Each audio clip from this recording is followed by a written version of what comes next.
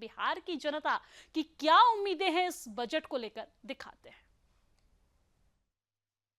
बात करूँ अपने पर इंडिविजुअल पॉइंट ऑफ व्यू से, तो बजट में मेन बात है जितनी भी अभी महंगाई बढ़ते जा रही है दिन पर दिन, वो कंट्रोल आने चाहिए। क्योंकि हर चीज़ में महंगाई कंट्रोल नहीं की जा सकती, लेकिन जहाँ कुछ खाने पीने के उत्पादनों की बात आती है या फिर एजुकेशन रिलेटेड बात आती है, हम जैसे स्टूडेंट्स के लिए, फिर बहुत स्टूडेंट्स जिनको कि एक अच्छे फैसिलिटी से एजुकेशन नहीं मिल पा रही है, उनके लिए इस चीज़ पर खास ध्यान देना चाहिए।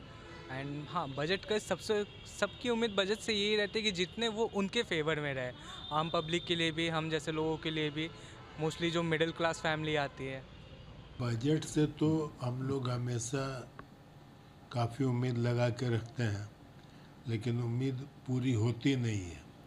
फिर भी हम लोग का राज्य पिछड़ा राज्य है, और जब तक हम लोगों को केंद्रीय सरकार से पूरा हम लोगों को सहायता नहीं मिलेगी तो हम लोग का डेवलपमेंट खुद से करना संभव नहीं है। इसलिए पहले से बहुत दिनों से स्पेशल स्टेटस हम लोग मांग रहे हैं, लेकिन स्पेशल स्टेटस नहीं भी देते हैं तो राज्य को स्पेशल पैकेज दें, जिससे कि हम लोग का डेवलपमेंट का रफ्तार बढ़ सके। और उसके अलावा है कि कहीं का भी डेवलपमेंट के लिए एग्रीकल्चर में तो हम लोग जितनी ज़मीन है उसमें एग्रीकल्चर कर ही रहे हैं, और नए नए नए डेवलपमेंट भी हो रहे हैं। लेकिन अब आगे बढ़ने के लिए इंडस्ट्रियल ग्रोथ होना ज़रूरी है।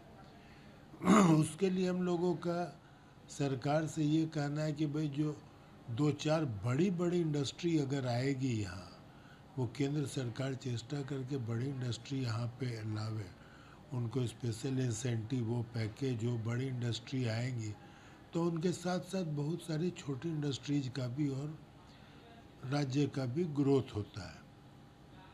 अच्छा, पिछड़े राज्य में यदि लोग उद्योग स्थापित करते हैं तो उनको सब्सिडी अलग से मिलनी चाहिए कि लोग प्रोत्साहित हो कि पिछड़े राज्यों में भी जाके वहाँ इंडस्ट्री लगे तो वहाँ के लोगों का भी डेवलपमेंट होगा। अच्छा, आजकल कीमत तो इतनी बढ़ती जा रही है और टैक्स की रेट उस रफ्तार से टैक्स का एग्जम्पशन का बढ़ा नहीं है। उस स्थिति में हम लोग का है कि भाई टैक्स जो है 5 लाख तक तो एग्जम्प्टेड हो, 5 से 10 लाख तक यदि इनकम है तो 5% लें, 10 से 15 लाख तक हो तो 10% लें, 15 से 20 लाख तक हो तो आप 20% लीजिए। इस तरह से जिससे कि लोगों को सहूलियत मिले। उसका टीडीएस है, वो भी थोड़े टीडीएस काटने की भी सीमा बढ़नी चाहिए।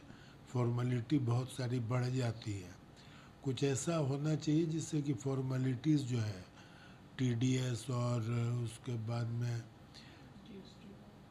उसके बाद reverse charge of GST, reverse GST जो है उससे भी हम लोग को मुक्ति मिलनी चाहिए। चूँकि अगर मेरा सप्लायर नहीं पे किया तो इंडस्ट्री वालों को खुद ही पे करके फिर क्रेडिट लेना होता है, तो उसकी ऐसी कोई ज़रूरत नहीं है।